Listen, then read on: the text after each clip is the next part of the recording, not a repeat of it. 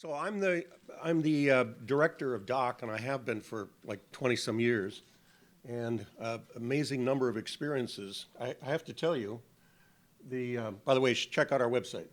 It's great stuff. It gets good reviews. It's not at all loud and noisy and angry, any of the things you might think. Instead, I think it's rather quiet and sensible and logic-based. Here are a typical DOC daily tasks, and by daily tasks, I mean my tasks often. One is to console parents of children who've been injured by forcible retraction. And now those of you who say, well, what's that got to do with circumcision? Actually, it has rather a lot to do with circumcision because lots of men, maybe even some in this room, have been circumcised because of the sequelae of being forcibly retracted as an infant or a toddler. So the other thing I do is I report the violators to state authorities. And I've had 1,500 cases and 2 apologies and no reprimands in all those cases. So this is rather a melancholy task. I counsel aggrieved men, and there are a lot of them out there who discovered that what they have missed, perhaps they're discovering it in their 40s or 50s, and they need counseling, and I'm not qualified for that in the slightest, but I do my best. I counsel men facing an unwanted circumcision. These are easy cases because I invariably can talk them out of agreeing that they need a circumcision at age 30 because they have a mild case of balanitis. So those are my cheerier cases when I win those. I assist attorneys with Child Protective Services, which seems to have acquired this fondness for circumcising children, and the scenario works like this. Parents are having trouble taking care of their children. CPS gets involved, Child Protective Services gets involved. Routinely, they send the child to the doctor. If the doctor is dishonest, he diagnoses the 5-year-old and the 3-year-old with having phimosis and recommends circumcision. And then CPS takes the recommendation to be mandatory, and so they try and get the children circumcised locally just in order to please CPS. Why they're so enthusiastic about it, I have no idea. I just had a winning case, though. A supporter of DOC and a supporter of you all, Christopher Fletcher in Albuquerque, New Mexico, prevented the circumcision of 2 children, and luckily the judge agreed with his presentation. I also advise conscientious objector residents and nurses. Unfortunately, I often do not hear back from them. And I give them all the advice I can, all the cheering I can, and my big advice is don't announce it in advance. Don't ever tell your residency program on your application that you're opposed to circumcision. Get in there, be part of the team, and then make your needs known. But I don't hear back from them very often, which suggests that somehow down the line they got forced into it.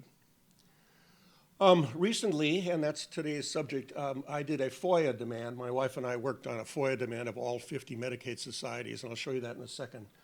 But one thing I want to mention is mothers send me photos of boys injured by forced retraction or even photos of botched circumcisions.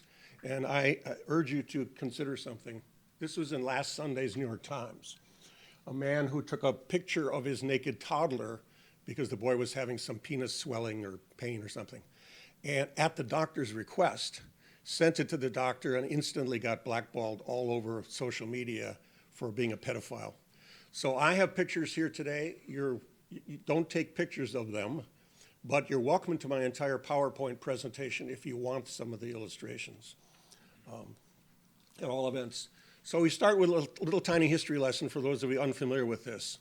The notion of congenital phimosis, congenital means, of course, from birth, and phimosis means trapping of the glands of the penis by an over-tight foreskin. And it has an inventor, Louis Sayre, who was convinced in 1870 and gave a lecture on this, that a boy has polio, they didn't know poliomyelitis, but who had paralysis, lower limb paralysis, caused by what he said was partial paralysis from reflex irritation, an old medical theory that if you touched your genitalia, you'd cause yourself a disease to spring up elsewhere, caused by congenital phimosis and adherent prepuce. Now remember those words, and you'll see what happens. They became immortalized at the International Classification of Disease number 9 at 605, and actually I haven't done the research.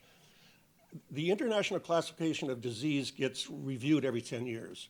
So this was the 9th version. It started in the late 1890s, and has been revived every 10 years. But there is Louis Sayre's speech, or his fraud, or his misapprehension, however charitable you want to be, about a redundant prepuce and phimosis.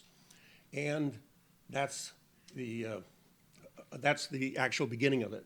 I like to think of him as the kind of guy who would tie Nell down on the railway tracks, but he may have been well-meaning. So the International Classification of Disease is not a billing scheme, but it interrelates with billing schemes. So it's a way of classifying things so you can get paid for attending to it. It's updated every 10 years. Its most recent version is ICD-9, and then an interim version came in November of 2015, and eventually ICD-11 is coming.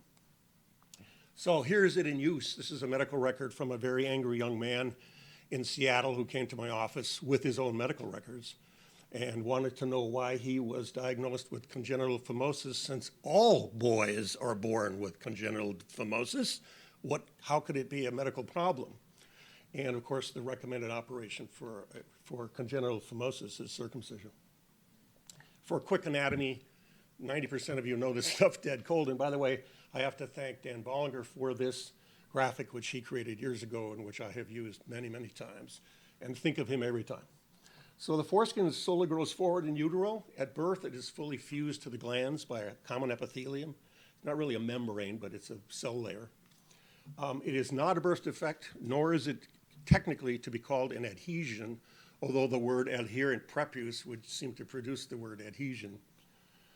So, I mean, here's how it looks in a pictorial form. It's a tissue layer. It persists for approximately 10.4 years, according to the best research I've found. And it's so universal, according to a colleague of mine in New Zealand, Lindsay Watson, it's so universal that it can scarcely be called a malformation. In other words, if every child has it, can it really be a birth defect? So here we go. And Avery's Neonatology 2005 admits that here's part of the problem. Because circumcision is so common in the US, the natural history of the preputial development, the development of the foreskin, has been lost, and one must depend on observations made in countries in which circumcision is usually not practiced. This is the plainest admission of ignorance in a medical journal I think I've ever read. Okay, all of you know about or most of you would know about the AAP statement in 2012. Well, I was horrified when I ran across in the electronic version this comment. This is utter dishonesty, or actually you could call it willful ignorance. You know, and in the law we have know or should have known. I think should have known applies here. Most adhesions present at birth spontaneously resolve by age 2 to 4 months. Well, here's the problem with that phrase. They're not adhesions. Yes, they're present at birth. No, they don't spontaneously resolve. It takes 10 years. And no, it doesn't happen at age 2 to 4 months. It happens at age 10 or 12 or 13 or 14. It's normal anatomy for boys. So here's a picture of a normal infant penis being gently retracted. And you can see from the tension on the skin that it doesn't want to open. And that's because there's a membrane in there which binds the foreskin to the glands. This might be slightly uncomfortable for the child, but it wouldn't be particularly painful.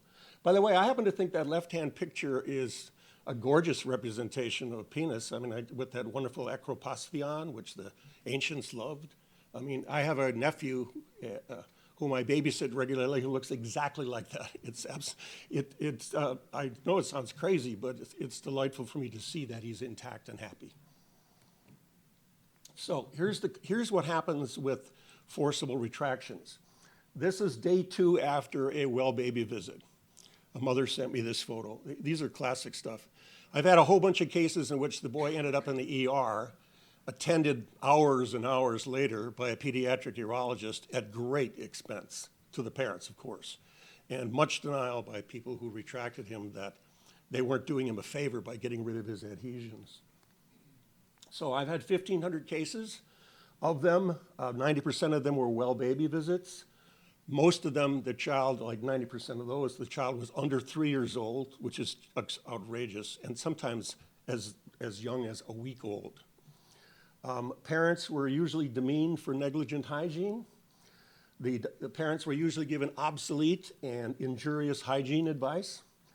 and the parents were obliged to physically restrain the MD or RN in 5% of the cases. In other words, they actually grabbed the doctor's arm or pulled the baby away or did something mechanical to prevent the injury. And here's what's fun. I've had 2 cases of women who were packing heat at their well baby visit, had those purses with the little gun holster in the back of the purse, who said that they had their hands wrapped around the gun, waiting to see if the doctor would forcibly retract their child. I wonder how many pediatricians would be interested to know that. And only in America, right? I mean, those of you from countries that don't have one gun for every person. Yeah. Anyway, so part 2, willful ignorance breeds Medicaid fraud.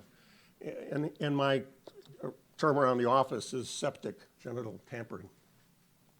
So ICD-10 arrived in November 2015 and became the sort of Bible by which people diagnose diseases and malformations, et cetera. But the one that utterly fascinates me is N47.0, which is adherent prepuce newborn. Well, it's normal anatomy. They could also have had a code saying two legs, 2 arms, and a head, and you get paid for observing that. So, and it's longer than that. Adherent prepuce newborn is outrageous as an observation you should be paid for. Phimosis gets more interesting because it's possible to have phimosis, but almost all babies have anatomical phimosis. It's normal. You could get pathological phimosis later on, but often pathological phimosis comes from the next code, which is paraphimosis, the condition where the foreskin is so tight that it gets trapped behind the glands and can't be easily pulled back. And I've actually solved several of those cases over the phone and saved the parents lots of money in the ER. Ice cubes work, and so does using your fingers like a syringe to push the glands back in. All doable. I must admit, I'm probably going to get arrested one of these days for practicing medicine without a license, but I'm not the slightest bit shy about it, and I'm actually looking forward to that suit. Deficient foreskin, hard to know. I mean, a lot of people in this room have deficient foreskins because they don't have one, and that's a deficiency, you'd agree. Benign cyst of the prepuce, not interested, didn't do any research on it. And adhesions of the prepuce and glands also invites lots of fraud. And of course, kids, every child under the age of 10, or most of the children under the age of 10 are going to have adhesions of the prepuce and glands. So via FOIA, we asked all 50 state Medicaid authorities for their use of these codes. And unfortunately, I made some strategic mistakes. I should have some help on this. My request was too broad. I should have narrowed it, so I'm considering this more as a trial FOIA request to see kind of what's out there, and then I'll winnow it down and do another request on a more narrow basis. But let me warn you about FOIA demands. This is kind of interesting.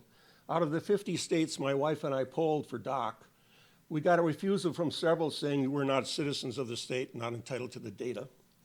One state gave me a full and comprehensive response overnight at no charge. Another state, Maryland, demanded $16,800 up front because they said they had to program their computers to produce the data. Several said that the data is exempt from disclosure. It's an excluded category of things I'm not allowed to know about. And several replied, no such records exist. So if you do FOIAs, expect some highly variable response. Okay, here's New York. I actually threw this in here to tease Georgianne. But New York provided the best graphic that you can instantly appreciate. If you look over to the left, far left, those little teeny blue and orange and et cetera columns, those are for children under 12 years who are diagnosed with having a adherent prepuce as a newborn. And so somebody in New York made $63,000 making that observation. It's good work if you can get it, right? And phimosis in 47.1, well, that's where the big bucks are, and that's where it is everywhere. I mean, all the states that I've polled so far, apparently, you can make huge amounts of money diagnosing toddlers and, young boys, et cetera, with having phimosis, which is mostly, as you know, natural. Florida did a lot of ICD-47, adherent prepuce stuff, claiming, $250,000, I suppose, in a state with 21 million people isn't really much, but it's 699 boys, 699 families. And then 565 boys next year, 529 boys the next year, 451 boys the next year. It seems to be, in most of the states they looked at, this practice seems to be growing. So if Florida is representative of the US, then if our population is 333 million, third of a billion people, theirs is 21.2, and you can extrapolate up what the numbers would be nationally. And I mentioned this earlier to, I can't remember which attorney here, but there's some good money to be made here using the False Claims Act to get treble damages from finding the waste of Medicaid and public funds. It's highly technical, and I suppose you'd run into all kinds of roadblocks, but it certainly has some potential for some income. All right, but here's the big great mystery. In the new ICD-11, which we haven't adopted yet and won't adopt for 10 years, it's out. It all disappeared. The infant foreskin or the infant adherent prep use thing completely disappears, and they're back to the old one from the 19th century, redundant prep use phimosis or paraphimosis. I haven't mentioned redundant prep use, that just means extra. And you know, lots of people have extra foreskin. I envy them. But it's always been an eye of the beholder thing, and you just don't know. I mean, if the glands naturally recedes into the abdomen because of cold room temperature, you'll expose a lot of extra foreskin. Is it really extra, or is it just waiting there to be used? At all events, yeah, it completely disappears. It's great. I couldn't find any result. Anybody else wants to do some research and find out what's going on here, I'd appreciate it.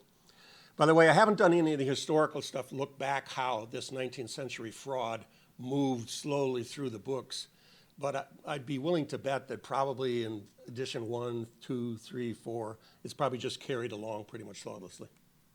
At all events, if you have any interest in this, whether you're family or area people, Doc has brochures on the subject of the greatest danger facing uncircumcised or intact boys.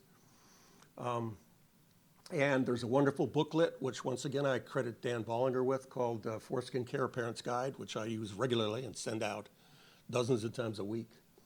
And there's a wonderful article that Adrian Carmack, who's on our board of directors, produced about how to catheterize a child if you actually need to. By the way, I see all kinds of cases of kids who are catheterized for a suspected infection, and they actually end up with more injury from the catheterization than the diagnostic data is worth, in my opinion. So that is the end, and I want to thank the supporters of DOC all these many years. Thank you. One thing I'm remiss in, I'm trying to think out how many board members I actually have here. I see Jim Snyder here. Jim, thank you very much. Any of the other, oh, yeah, and there's Zenas right behind him. Zenas is also on the board of directors. And did I miss anybody else? Oh, of course, sorry, Steve Scott from Any Salt Lake question? City. So do we have any questions? How much question time do I have? here? I related to my PCP last week that I was coming here. He acknowledged openly there was absolutely no justification for circumcision, but he said he recommends it anyway. And then he reported that when he encounters a child who is intact, he tells the parent to be sure to use lots of Q-tips so they can jam it inside and clean it out. Yep, that would be right. I've heard it all. 1,500 cases later.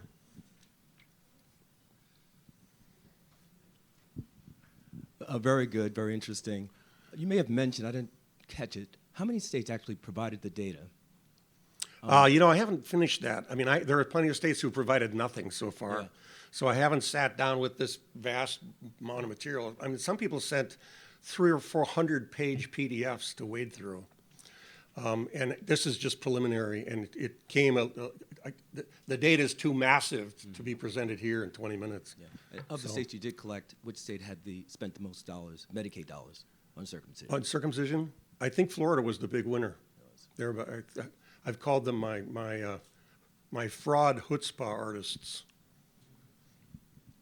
Just a comment about the data.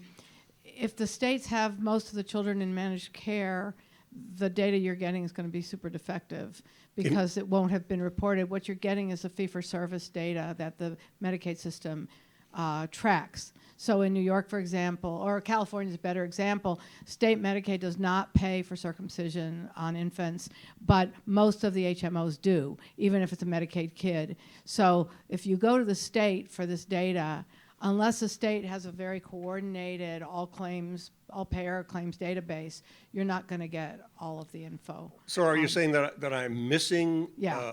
data? In Yeah, and fact, I'm underestimating Yes. what will happen? Yeah, and it will depend on the state how much you're missing. And what year was the Florida data? Well, I asked for everybody for 18, 19, 20, and 21. Because Florida had a period where the state was not covering it on direct billing, and then they went back to covering it on direct billing. So I don't know what. Yeah, and don't I know what forgot that where the year boundary period- is. But Florida also has most of the states, with the exception of maybe 3 or 4, have most babies, Medicaid babies, in HMOs, which come across in data collection as private insurance. Right. Well, I mean, there's lots of sub things I should have done, like I don't know how many of these led to a circumcision. How many forced retractions led to circumcision. And I don't know how many children had no procedure whatsoever. They just had to pay for the fact that somebody observed them.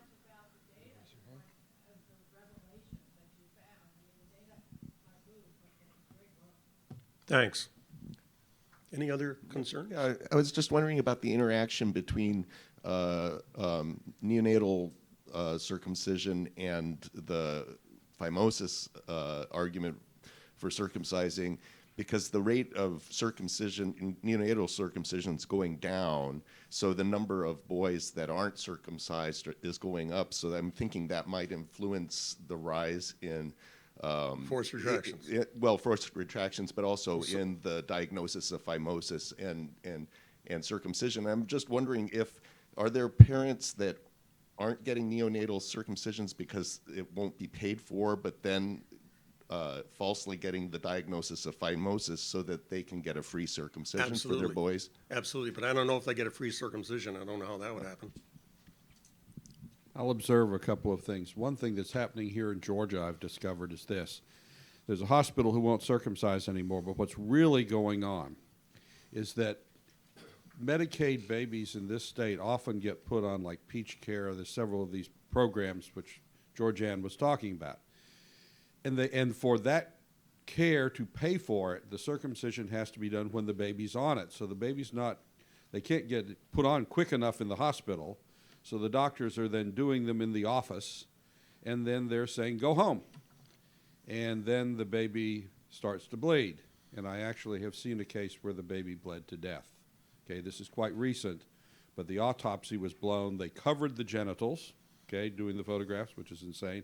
The body was cremated, and I was not able to prove that the doctor had done anything wrong, although I'm personally convinced that he had.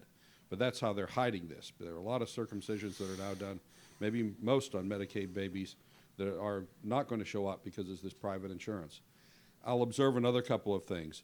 I bought 2 weeks ago up in Minnesota an old nursing book from 1952, which listed inability to retract the foreskin as a disease of the newborn, and said that if you weren't going to circumcise, you should have it, either the nurse should stretch it or the doctor should stretch it. Okay, so this has been around for a long while. In fact, it's how I got involved in this whole movement. When my now 40-year-old son was an infant, we had a doctor who had said it had to be retracted at 3 months or he'd have to tear it off. And my wife came home in tears. They did not do it because we decided we were going to refuse to do it, and we switched pediatricians to somebody who actually knew. It's a long-standing problem. We brought the Parks case here in Atlanta, which I think most who followed IA know about, which forced retraction against Children's Healthcare of Atlanta. Meanwhile, before I got that case resolved and settled, another case arose, which I'm still litigating, where I'm certain my clients swear who did it. The person who did it swears she wasn't even in the room, and the records are unclear. That case will probably go to trial. So it's a continuing problem. Yeah, and the movement, as you mentioned, David, the movement of circumcisions from the hospital to private clinics means an entirely new risk that you maybe hadn't thought of, and that is, at least in a hospital, you've got 24-hour nursing stations nearby, and so you can monitor a child's bleeding. And the other thing is that those of you who are parents or modern parents know that modern diapers don't show liquids very well. You can actually bleed, a child can bleed to death with a diaper that does not even show an exterior stain. Very easy. And I've had been involved in several of those cases. There's one in Canada right now I'm helping out with in Alberta, in which a child is seriously hypoxic and has massive cognitive failure because of blood loss that caused a brain injury. They just saved his life, but it's a life that's much diminished because of cognitive losses. So the notion, I always say, and I was telling the Alberta attorneys handling this case, it's unethical to do an outpatient circumcision and send the child home with the parents an hour later. Parents have no way to know what the quantity of blood loss will kill a child or cause a hypoxic injury. The answer is 2 ounces. The bottom of a cup of coffee is enough to kill an infant. Infants only have 73, I'm doing this from memory, 73 milliliters of blood total. And the loss of even 20% of it is basically a death sentence. And it's something that can happen to the parents that night. They're tired, they've just had a child, right? They haven't had good sleep in days, and all of a sudden their child is dying in his bed, and he will not make a single complaint. Because bleeding to death is a process where you get more tired and more tired and more tired. So the child is not likely to cry out. So I think outpatient circumcisions are they're an ethical outrage, but they're very common. Thanks. In the state of North Carolina, I think we had been championed for a while as being one of the early states to stop Medicaid paying for circumcisions. And then somehow in December of 2019, very quietly, a recommendation was made and it was adopted in January 2020 that Medicaid will fund circumcisions of infants and children for the purpose of HIV prophylaxis. Yeah, I always love that one. That is now a part of our principles of clinical practice in the State Health and Human Services Department. Is it legitimate that a doctor can actually say that a child is at risk of HIV at that age? And is this, That's a rhetorical question, right? well, I'm imagining that either this is a nod and a wink that a parent that's on Medicaid wants the procedure done but can't afford to pay privately. The doctor says, well, do you think your kid's going to be at risk of HIV? And poof. It feels to me like there's some kind of misconception that this is ethical or reasonable to do. Well, yeah. How, do you see this happening anywhere else? Is North Carolina the only place so far? And how do we prevent it and keep this thing from cropping up in other states? I have no idea, but circumcision has a history of appending itself to each new disease, claiming that it will solve that disease or prevent that disease. I'm expecting monkeypox to come up next. You need to circumcise your child so he doesn't get monkeypox. Okay, we have time for 2 last questions. Here's one. Okay, the question I had was, have you tried reaching out for the states that said you're not a resident, have you tried reaching out to the intact community for maybe people who are within those states that are resisting so that they could be the representative to help you get the data? Thank you. That's great. If you belong, well, I guess you don't know until I tell you, but if you're in a state in which I can't get that data, any of you in this room could do a FOIA request of my sort, and you're welcome to my PowerPoint to pick up the numbers, et cetera.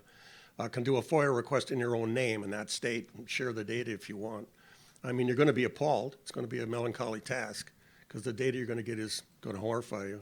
But feel free to do it, and I'd help you if you want. Oh, I'm sorry. It's the Freedom of Information Act. Although I must mention that although states know what that is, they prefer to use their own state data act of some kind. So everybody has a different name for it. But FOIA is the federal request, and lots of states have their own sunshine laws, et cetera. Any other questions, or is that it? John. Stage exit, stage left?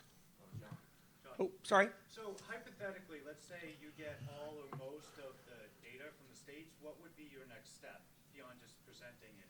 Find an attorney like you who wants to get really rich off the False Claims Act. Is it to file a claim on, like, file false claims act against Medicaid states? Is that?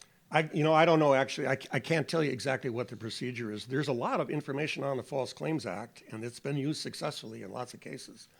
But what the procedure is, I've never tried a case like that. I think it would be kind of interesting. Maybe you could avoid Rule 11 and take a shot at it. I have no idea. Okay, do you want to answer that? I'll answer that. Okay, I'll step down if you don't mind. Thanks very much. Having done a False Claim Act case on, having done a False Claims Act case, which unfortunately was not successful, I never thought I'd see a federal court do what the federal court did to me. But here's what you have to do. You have to have a relator who has this secret information. It'll probably have to be against a physician or a group of physicians. You need a relator. The relator has to come to you. You can't reveal the matter publicly. You have to file a case under seal, and the government has 90 days to decide if they, and then you serve it on the U.S. attorney, I think it is, and they have 90 days to determine do they want to enter the case or not. If they don't, you're probably going to lose the case, but you can then proceed yourself. Okay? So it's a complicated process.